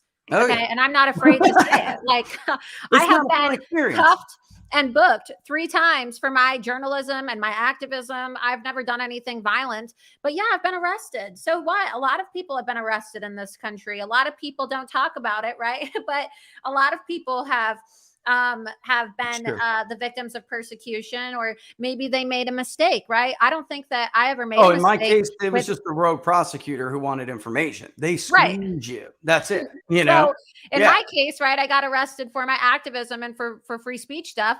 I didn't commit a crime, but like this day and age, it doesn't really take a lot to get arrested. In some states now, you could be arrested if you go and you try to film your local election official and ask them about voter fraud. So that isn't going to stick. Okay. Everybody knows somebody who's been arrested. Everybody has, you know, some issue in their own life or somebody in their family, or maybe the they 90s are over, Laura.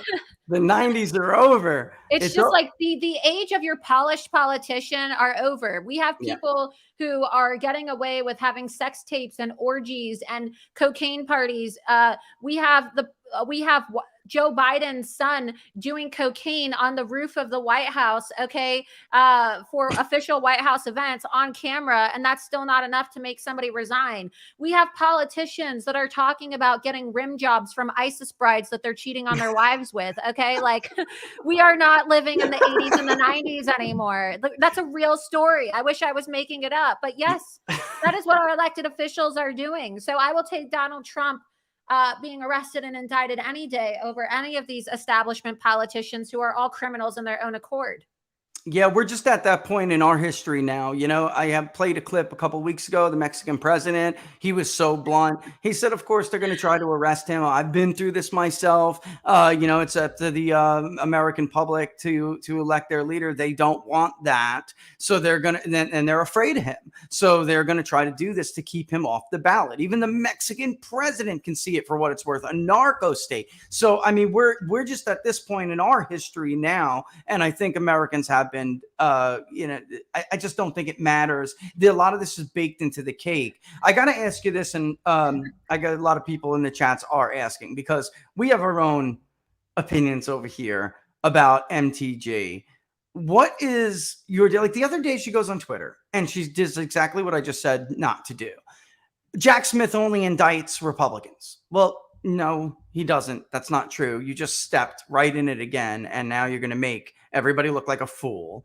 Yeah. What is your beef with MTG here? Well, she's just uninformed. And look, I used to be friends with Marjorie back in the day. That's what I thought. We both won our primaries in 2020, and you know, she liked me. And I have all the text messages, Rich. She's like, "Oh, you're the best. You're such a great friend, and I'm gonna get you into Congress, and I need you up there fighting with me. And oh, I can't stand McCarthy. Hey, can you send me all your opposition research on Maria Salazar and Ilhan Omar?" And it's like, okay, yeah, sure. And she's like, "Oh, what can we do to get McCarthy out of office? Can you help me, you know, with an investigation?" And now, right, then she has a meeting with McCarthy in 2022. She's supposed to endorse me in 2022. And then she just like completely changes who she is and what she promised people when she got elected. And then becomes a pawn for the establishment. And I just can't support that. And then she started attacking me. And I think like the final straw, really, honestly, was when Donald Trump hired me in March in his office. Like, I didn't even ask for a job. Okay. I'm sitting there with Donald Trump, and he was so impressed in this private meeting that I had with him that he hired me on the spot. And he said, "Oh, she's a lot smarter than a lot of the," I swear to God, a direct quote. He said, "Wow, you need to work for me. Laura's smarter than a lot of the other idiots I've had working for me in the past." That's Okay, totally him. so That's Trump was totally Donald impressed Trump. by me. He was asking me all these questions in the meeting. And then I don't know. It was supposed to be a private meeting, Rich. I didn't leak anything. But of course, Trump has leakers in his office, and it's an unfortunate reality that still exists. And they planted a hit piece on me in the New York Times and said, "Oh, Donald Trump is obsessed with Laura Loomer's reports. And, he apparently invited her to the office and hired her. And he's just like in love with her reporting on Ron DeSantis, and advisors hate it." And they said F no with regards to hiring her. And I don't know, it's like the smear tactic. They have to trash me and make it seem like I'm a problem, even though Donald Trump hired me on the spot, okay, out of his own accord, because he wanted me to do communication work or research, whatever. I mean, we had a conversation about a lot of different things, but the reality is that Marjorie then, after that New York Times report came out, tweeted, "Oh, Laura Loomer is a mentally ill person. She's a nut job, and she's obsessed with a federal informant, Nick Fuentes." And she falsely accused Nick of being a federal informant. And it's like, regardless of what you think about Nick Fuentes, you have a sitting United States Congresswoman accusing a private citizen of being a federal informant. Yeah. And it's like, she just totally abuses her power. She accused me of trying to work for the Yay campaign when she's the one, as I exposed, who paid for Kanye West's domain name the same exact day that he had dinner with Nick and President Trump at Mar-a-Lago. And it was her campaign manager and consultant, Isaiah Wortman, okay, who used her campaign funds to purchase this, and then transferred it over to Milo, who was employed by her the same day of the dinner. And then he said that he organized the dinner to make Trump's life miserable. So Marjorie is the one that set Trump up with the whole Nick Fuentes and Yay dinner. And she is working with Kevin McCarthy to undermine Donald Trump. And I have shown countless records and so much evidence to prove this. And then she said, "I'm going to make sure that Donald Trump doesn't hire Laura Loomer." So, I mean, along with her support of Kevin McCarthy and the way that she has completely sold out the American people and helped Kevin McCarthy, who is working to undermine Donald Trump right now, it's unforgivable. Which you also reported, which is huge. Which you also reported, which is huge. And I've talked about this a lot on the show. The donors specifically that you cited, Spencer, others, they don't give to anyone without Kevin's okay. I mean, period, end of story. He can turn off the spigots on you with a phone call. So this idea that he somehow supports Trump, but is letting all of his, but not saying it, and then letting all of his donors support Ron DeSantis, and Jessica Patterson's his right-hand girl. That's like he's grooming her to like take over the RNC. So, I mean, this idea that everyone around him hates Donald Trump, but he's a huge supporter is it's just strange credulity. Yeah, such a lot. If Marjorie is such good friends with McCarthy and she's so pro-Trump as she claims, how come she hasn't forced him to endorse Donald Trump? So what? Right. Like, this is a woman who's going to strong-arm people on the floor of the House with her stupid cell phone and pretend like she's a pick-me girl for Donald Trump and be like, "I'm going to call Donald Trump if you don't endorse McCarthy." And there's photos of her. I think it's like Matt Rosendale. Like, didn't she shove her phone in Matt Rosendale's face? I thought it was Gates too. She was like nasty to Gates, right? And then so what? So you can strong arm people into supporting McCarthy as speaker, but you're not going to strong arm McCarthy into endorsing Trump? I mean, the woman is a total sellout. And I just actually last night heard a story. Somebody had called and we were talking about a meeting they were having with Trump in Georgia in June. And Marjorie Taylor Greene was there along with Brian, in fact.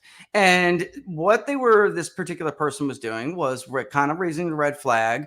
There are no signs, there are no offices, there are no people, there's no infrastructure for you here, Mr. President. And it seems like a lot of the people that say they're working for you or on your side very much appear to support Ron DeSantis. And I'm worried you're getting played here. He didn't know. So he calls over Marjorie Taylor Greene and he says, "Marjorie, what am I hearing? There's no campaign infrastructure here.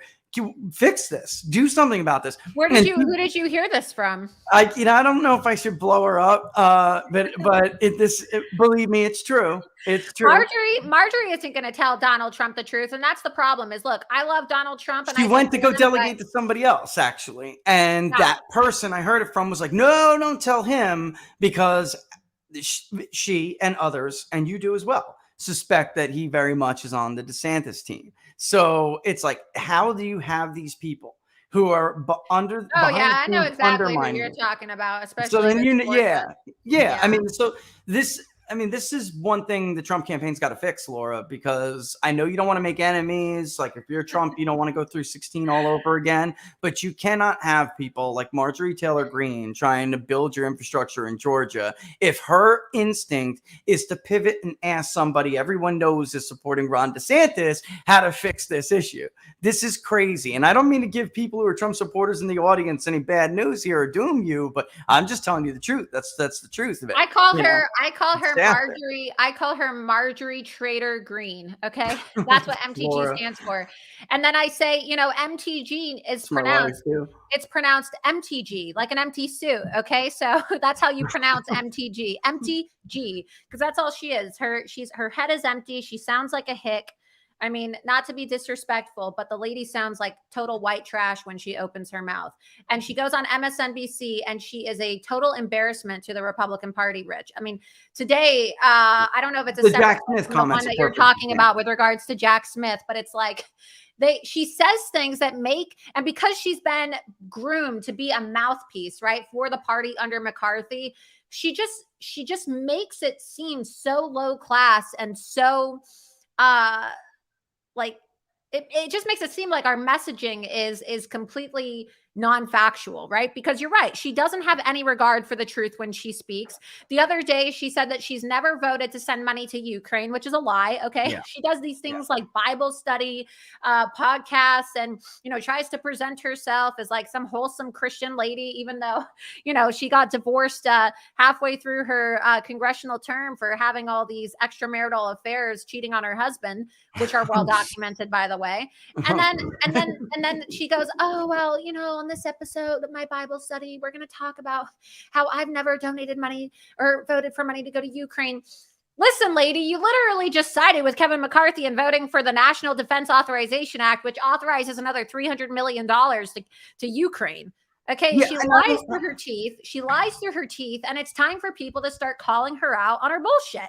Because nobody wants to call her out. They're so scared of it. They're so well. Steve did. Bannon was like, against her. I don't want to speak for Bannon, but I believe that, the real crux of it was you said if he didn't do X, Y, and Z, then you were going to trigger these things, right? So what was the point of all of these concessions if he doesn't do it? And I love my buddy Steve, Cortez, but that was he wrote an entire article. I'm supporting McCarthy. I met with him. He told me, gave me his word, he would use the debt ceiling to secure the border. And if that doesn't work, then don't you worry. I'll hold his feet to the fire. He's supporting McCarthy because this has been a multi-year plan to have Ron DeSantis run. Yep. And so obviously Steve Cortez was plugged months before DeSantis filed because they knew who they were going to bring on as their staffers. Okay. So that's why Steve Cortez is supporting McCarthy, because people who are supporting McCarthy are getting positions with Ron DeSantis because McCarthy is using his donor base to undermine Ron DeSantis, as I have reported. He's also working with Jessica Patterson to get the delegation process changed on the 29th of July so that they could try to screw Donald Trump. It's factual information. What's going on there with that? Is there something planned? I saw like a graphic there. There's a rally. I didn't organize it, but I'm promoting it. And there's going to be a rally in front of the hotel. I believe it's the Marriott in Irvine, where they're having this vote on the 29th. But yeah, people should show up and protest because it's looking like Jessica Patterson is going to push it through. And okay, Harmeet can pretend like she's against it all she wants, and now she's issuing her statement, whatever, okay? If she's going to be outnumbered, it's not really going to matter. So We'll see what happens. We'll see what happens. That's especially with the executive committee. I mean, if Jessica wants something to pass, it's going to pass. So it really just gives Harmy cover. Because if Jessica wants something to pass, it's going to pass because Kevin McCarthy is actually the person who's truly running the California GOP. Yeah, that's 100% true. I'm so glad you just said that because that is it. It's if Kevin McCarthy wants it passed because everybody in California knows Kevin McCarthy runs the California GOP. That's right. Just like everybody knows that Ron DeSantis runs the Florida GOP. And so, yeah, they may say that they're a separate entity, but there's a reason why Ron DeSantis had his own office in the headquarter office for the Republican Party of Florida, and why the Republican Party of Florida had over 24 of his campaign staff on payroll. Okay, because they do everything. They don't do anything without checking with Ron DeSantis, just like California GOP doesn't do anything without checking with Kevin McCarthy. Yeah, that's 100% true. Yeah. 100% true. And again, if you say something about it, they'll try to blacklist you. Like, David Giglio's been very outspoken about how, he was totally railroaded, even though he was, I don't want to say he was playing ball, but he was like not making waves, and he was willing to have open dialogue. They just didn't like him. They didn't trust him. So they launched the smear they launched against him. And then, so God forbid, which they immediately tried to bribe this guy to get him to endorse their preferred candidate. And when he wouldn't do it, it's like all of a sudden you're the extremist. If you don't take bribes, Laura, you're the extremist. They say I'm an extremist now. I actually had the vice chair of the Florida GOP who I exposed because, I mean, think about this. The vice chair of the Florida GOP that just created a rule change to make it so that Donald Trump has to sign a loyalty oath if he wants to be on the ballot. Yep. So I break a story a couple of weeks ago about how he's married to the CFO of Ron DeSantis's presidential campaign. And then he says that it's people like Laura Loomer. It's people like Laura Loomer that are sowing so much discord, and she's such a bully. She's such a mean person, this Laura Loomer. And oh God, we got to get rid of her because she's ruining the party. It's people like her that are trying to break our party up. Yeah, I don't care about the Republican Party. Okay. Yeah. I don't care. I'm loyal to my country, not the party. I don't care if the things that I say hurt you or your stupid wife. Okay. The fact that people like that think that they can actually call themselves neutral and oversee a state party in the middle of a presidential primary where the governor who employs your wife, and she's probably going to make hundreds of thousands of dollars, if not millions of dollars on commission-based fundraising. Yeah. Like, it's an insult to the intelligence of the voters here in Florida. I mean, honestly, you could be a first grader and understand that violates the principles of neutrality. And so that's why even the idea of like I don't care about them, Laura, just even the idea of like free speech and the right to have your own opinion. So I don't understand how you should be locked into a loyalty pledge just to be running just to run under their banner on that. I'm not even sure that should be legal, frankly. I mean, I get that parties make their own, they make their own rules and they get a lot of latitude to do that. But when your only choice really, think of it like this, Rich, not to cut you off. Think of it like this. What happens? Okay. Think of it. What were to happen if somebody were to win a GOP nomination and then turns out they had thousands of files of child porn on their laptop? Are we going to be forced to support the nominee, even if they're a pedophile and a child? Sign a loyalty pledge. I mean, honestly, like this is the absurdity of it. Like, why should you? And that's not far off from that. Ron DeSantis's best friend, by his own admission, is a guy named Kent Sturman, who was a lobbyist here in Florida. He was found dead because he apparently killed himself last December here in Florida. And at the time of his death, he was under investigation for sex crimes with a minor. Yeah, he was trying to lure his underage babysitter into showing him her breasts, okay, in exchange for Taylor Swift tickets. And Ron DeSantis appointed this guy to the Boys and Girls Club of Florida and appointed him to several board positions in the state of Florida.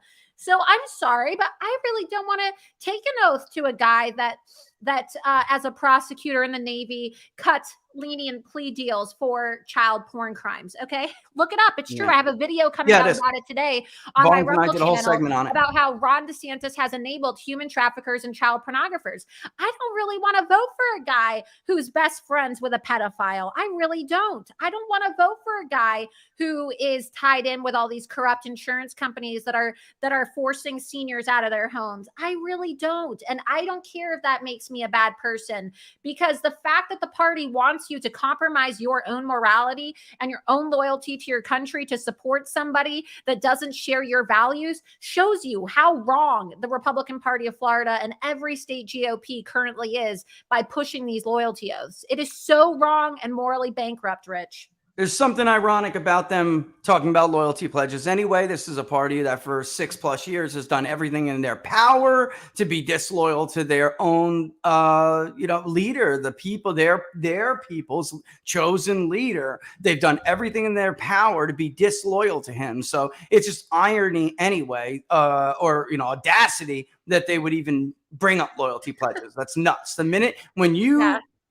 are loyal to the party's leader, then maybe you earn loyalty back. Until then, you don't get it. What you get is 67% of Trump's vote in Iowa and a tied race with Joe Biden. And that's what you get. But yeah, Laura, it's been like, I took a lot of your time. So the show's about to wrap. Thanks for giving us that much time. Where do people follow what you're doing? And really, thanks for coming on. So I'm an investigative journalist, and if people want to support my work or read my reports, they can subscribe to my Substack, lauraloomer.substack.com. It's free to subscribe, but I tell people if they like my work, they can upgrade to $7 a month or $70 per year. They can also follow me on Twitter, Getter, Truth Social, and Gab at Laura Loomer for all of my reports, and my Rumble channel and my YouTube channel, where I'm going to be, I publish weekly video reports and investigations covering GOP corruption. So making friends, as my father likes to say, right? Making friends. Making friends. That's something you don't do in this line of work. Not if you're doing your job right. You just can't. You just can't. It's one or the other. You got to choose it from the very beginning, whether how you're going to do it. And obviously, you've made your choice. Well, thanks, Laura. Thanks for coming back on. Or coming on, and we'll have you back on. Keep us posted. Yeah, and keep up the great work too. I know a lot of these GOP establishment people try to discredit you because they want everybody to work with their expensive elitist polling firms as opposed to somebody grassroots who gets it right. But you are clearly doing something right because you're getting the same types of attacks that I'm getting. That's right. That's why I really wanted to have you on. It was just a lot of familiarity there. A couple of weeks ago when I DM'd you, I was like, you got to come on. This is you get it. You experience it. Yeah. And so, I wanted you to come on and tell and talk about it. I'm glad you did. Yeah. Well, thanks. I really appreciate it. Thanks for having me on. All the best, Laura. Talk to you soon. Bye. Thanks. Everybody, I'll tell you right now, if you're upset about that rule change, you really better participate in it. I'm not sure. It's not like elected legislators, they're party people, but the only way to get them to know that you disagree with what they're doing is to participate and express it. That was a good interview. I'm glad that Laura came on and gave that interview. Listen, whether you, I don't know whatever your opinion is of her, she's effective in this primary. She has been effective. There is no doubt. And for us over here measuring this Trump or bust vote, and I think Loomer's giving a voice to a lot of these people who are like, look, no, for reasons A, B, and C, this is why I'm not going to vote for anybody but Donald Trump. That is the most, at least on the Republican side, the biggest question this year has always been, is the Trump or bust vote bigger than the never Trump vote? It's really that simple. And that it answers the question of electability, but it also answers the question of where the future of the party is going to go. There are a lot of people who agree with what Laura just said about, I am only registered. We hear this all the time. And Laura, my wife, Laura, you can attest to it. We hear this all the time. People say they are registered Republicans. I could see it in their voter file, but they don't consider themselves Republicans. Not like, people in the media or Republican or whatever. They don't. They only are registered so they could vote in a primary and would not vote, Republican any other way. There are people in the last 6 years, specifically in states like Pennsylvania and Florida, they only registered to vote Republican to support the America First movement. They never liked Republicans. That's not going away. That we're not reverting back. and they're going to lose those voters. And this is for the first time in our modern lifetime. We've always seen the rise of third parties. Maybe they get a couple percentage here. Libertarian at 16, historic share. Jill Stein, she wasn't even as supported as others like Ralph Nader in the past in some areas, in some states, and nationally. And of course, you had the Reform Party all throughout the 90s, which died out in 2000. That's nothing compared. This is the first time in our lifetime where I'm telling you we are witnessing the very real potential of a party destroying itself. Because it's this old guard who has some support in a dying demographic, literally a demographic that will be dead. Most of them will be dead in 10 years. And they're clinging to this notion, these false notions. And so far, the only coalition, the only set of ideas, and the only guy who's pushing these ideas, by the way, Trump just did a video as a perfect example. The death penalty for human traffickers. Let me get exactly what he said. It is the death penalty for, where are you? I just saw it. Human traffickers. And I'll read this. Perfect example. Like, there are people who would say, well, of course there should be the death penalty for these SOBs. And they just, an issue like that, just very common sense to them. I will urge Congress to ensure that anyone caught trafficking children across our border receives the death penalty immediately. No one else is going to say that. Anyway, it's bringing in these people they claimed, and especially for those of us who've been around for a while. You remember the 2012 autopsy, why Mitt Romney lost.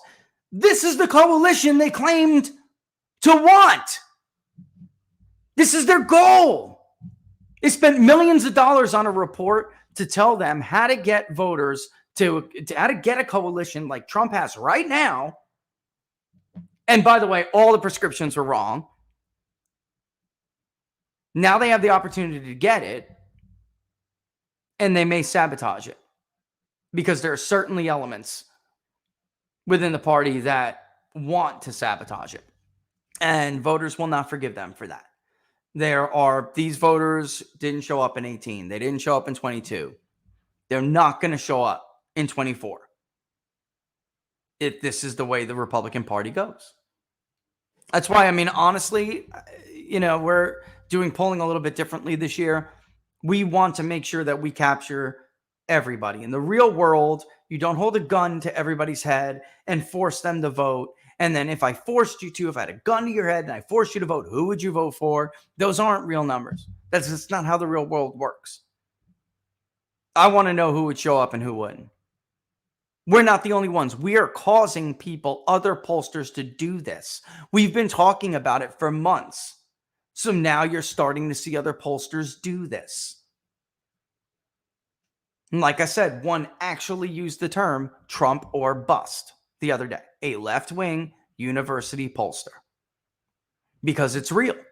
And I'm glad we spent the time on it, because if looking at the numbers the way we have been, folks, if it's not clear to you what I'm about to say is true, I don't know how much more clear it can be. They cannot win. There are too many Democrats. Their machine is too good. They cannot win without him and his vote. If they screw him over and backstab him, the party's finished. Interesting times, but dark times. Because what is happening, this is all going on with the backdrop of what? These indictments. These historical firsts. This challenge to your sovereignty. And that's what this is. A challenge to all of it. Doesn't matter. I don't care if you're a Democrat right now. I don't care if you hate Donald Trump right now. It is a challenge to your sovereignty. I'm talking to you too. They don't want you to have the ability or the brain power to elect your own leaders. And because they got so far in 16 without repercussions, and all through the Trump presidency without repercussions, hell, they killed the president a couple decades ago. And because they've never paid a price for it, they've decided this year is it. they win, it's over. This whole experiment's over. And that's the truth. All right. All right. So with that in mind, I got Poso at 2, right? 2:05. It's a couple minutes. So I got to wrap. But thanks for watching. Don't forget to share. Join Locals, peoplespundit.locals.com, and share the public polling project far and wide. All right. I'd love to get a new national poll up and running pretty soon. It's all on peoplespundit.locals.com. Tune in to Human Events with Jack Posobiec. I'll be there in a few minutes.